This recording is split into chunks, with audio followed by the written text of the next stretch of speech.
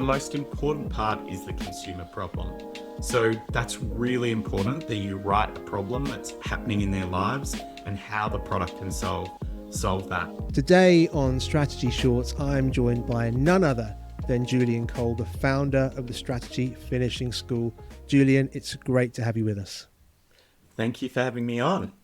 Now, Strategy Finishing School has got thousands of followers all around the world. So I'd love to hear a little bit about how that came to be and how that came to life. But why don't you first start with telling us a little bit about your background and kind of how you reached that point in your journey? So I started in creative agencies around 2008 and really took off in my career. When I moved to New York, I was head of communications planning at BBH and BBDO, was lucky enough to work on Super Bowl ads, the launch of PlayStation, on kind of iconic work for Bacardi, Pepsi, and Coca-Cola throughout my career. And then I became a strategy consultant, leading consulting and leading projects for Uber, Apple, Facebook, and Disney. But during that time, what I realized when I was leading teams and talking to other strategists is that they all had a very similar background to me. I was a self-taught strategist, had the title of strategist before actually getting an official training in strategy. And that led to a really bad case of imposter syndrome for the start of my career, the first 5 years. And I realized I was very fortunate because I had an amazing boss at BBH who took the time to teach me the fundamentals of strategy. And that was when I really saw my career take off. And then talking to people, talking to other strategists afterwards, as I was consulting, I realized this was a massive gap in the market. There were a lot of other strategists who were in a similar situation to me, but didn't have that training or that fundamentals that they wanted. And so that's what started the Strategy Finishing School. I think lots of people who are listening today or watching will be really interested to know when the decision occurred to kind of move from your kind of the agency setting into Strategy Finishing School as a full-time operation, because it's grown hugely.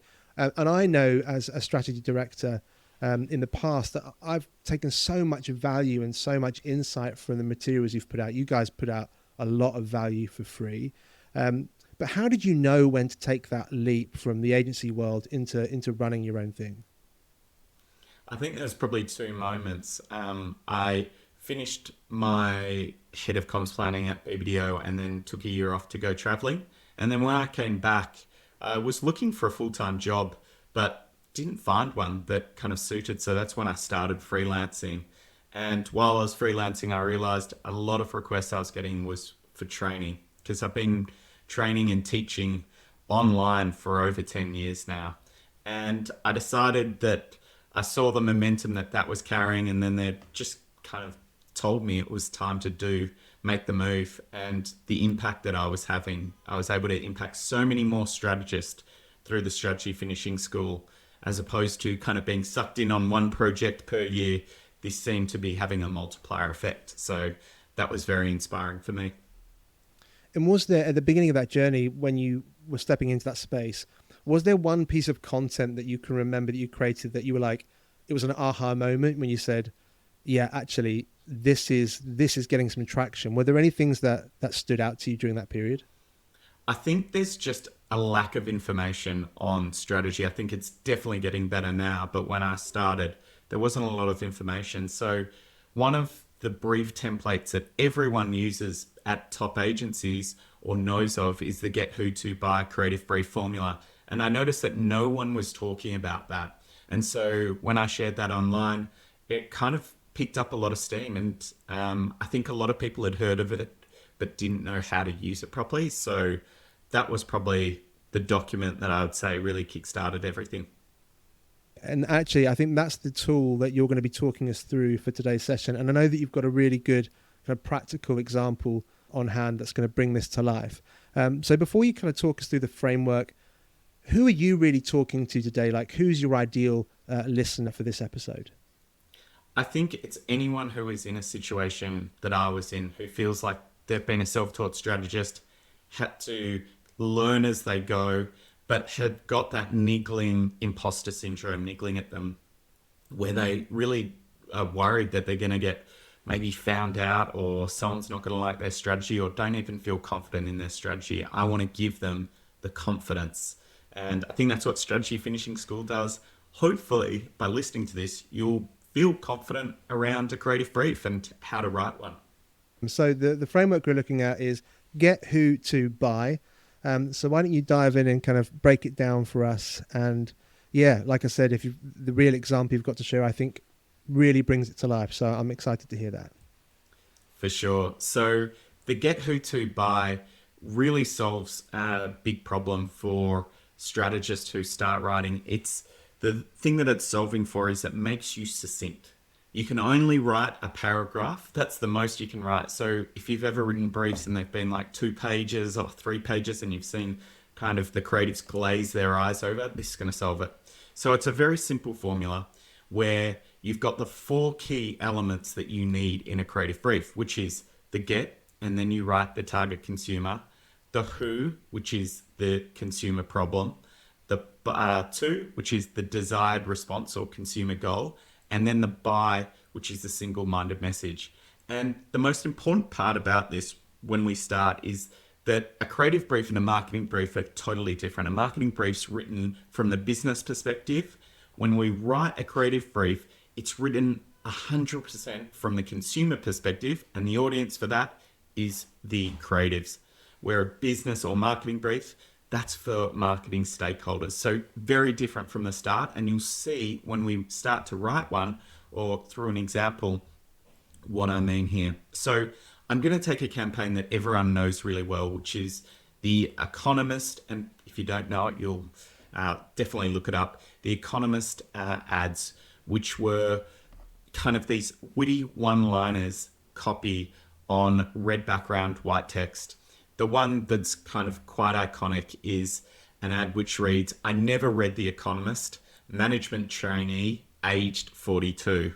So interesting ad for The Economist, kind of saying that someone's not reading it, but it kind of makes sense when you start thinking about it. A management trainee at 42, I don't want to be that.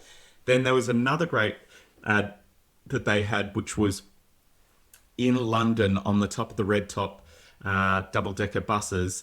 They had a message which said, "Hello to all our readers in high offices." And obviously, the only place you're reading that, because it's on top of the bus, is if you're in a corner office. And so, or in a kind of a high office. And so it was again signaling to the audience, signaling who their desired audience really is, kind of an aspirational target. So when we now deconstruct that and look at the creative brief, or what the get who to buy brief might have been for that, is with the get, it was clear they were kind of had an aging subscription base, and they needed to get this next generation along into reading The Economist. And so the audience there, if we say the get, it was get ambitious young adults at the start of their career. So you can imagine this is young adults, professionals, white collar workers who are trying to climb that kind of corporate ladder. Now, the consumer problem, which is often the most important part, is they were frustrated that they weren't climbing the corporate ladder fast enough. They've got all this ambition, but they feel like they're, slowly, they've got steel boots on, they're not climbing fast enough. So they're always looking for an edge. So our consumer goal was to achieve their success in their career and life, which is what they aspired to. They wanted that corner office. They wanted to be the youngest manager in the group. And so what we needed to do in a single-minded message was show that reading The Economist gives you that edge to grow. The people who go up the ladders faster, who go up the ladder fastest, are the ones who read The Economist. They're worldly. They can talk about politics. They can talk about all this other stuff. And so that's what this ad achieves. But what we're seeing here is an amazing brief, because it's so simple. I've said it in, one paragraph. And I think that is the beauty of this framework. And it also speaks to, you only need 4 things in your creative brief. There might be an appendix with other things of like budget, timings, and media assets. But the essential, what you're giving to the creatives, is a target consumer, their problem, key problem, the goal that they're trying to get to, and how they're going to get around that problem, the solution, how they're going to get around that problem and reach their goal.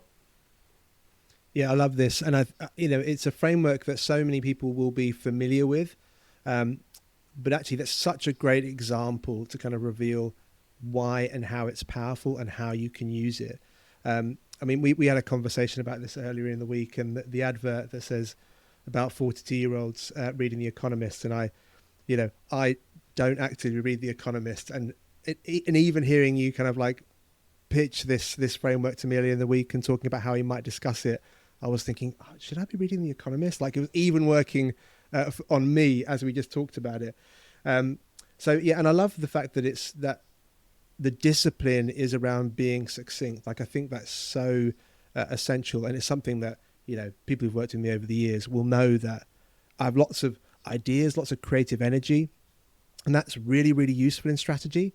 But actually boiling it down and being succinct and really nailing those key messages is something that I struggle with. I'm a storyteller, and lots of us are, right? Like, we want to tell amazing stories, but actually being really disciplined about being brief and succinct. As we kind of near the end of our time together, because I know I said I'd only keep you for 15 minutes or so, I'm really interested to hear, like, if you were going to give people one place to start or where they should focus, like if you were going to boil this down and say, look, you're going to learn this framework, but if you're kind of approaching this for the very first time, start here, what would that kind of core message be?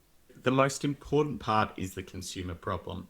So you need to get to a very clear consumer problem. Often that's where it's lacking. That's the number one place I see for most strategists. They're struggling. They'll write it as a business problem, like, oh, the audience is not aware of The Economist. That's not what you're doing. The product is the solution. It's not the problem.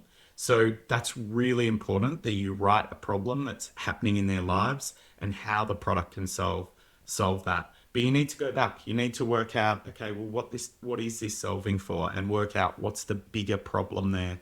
And things like, we don't have time to discuss it now, but the benefit ladder will help you get there as well. That might be another episode in the future.